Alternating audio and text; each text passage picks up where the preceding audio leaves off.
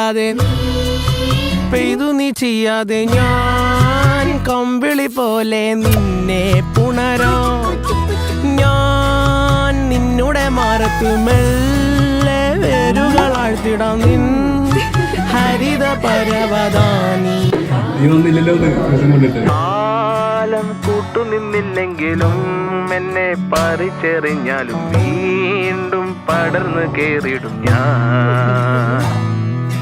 കാലം കൂട്ടുനിന്നില്ലെങ്കിലും എന്നെ പറിച്ചെറിഞ്ഞാലും വീണ്ടും പടർന്നു കേറിടും ഞാൻ എന്തിനി വേഗം ഇത്തിരി നേരം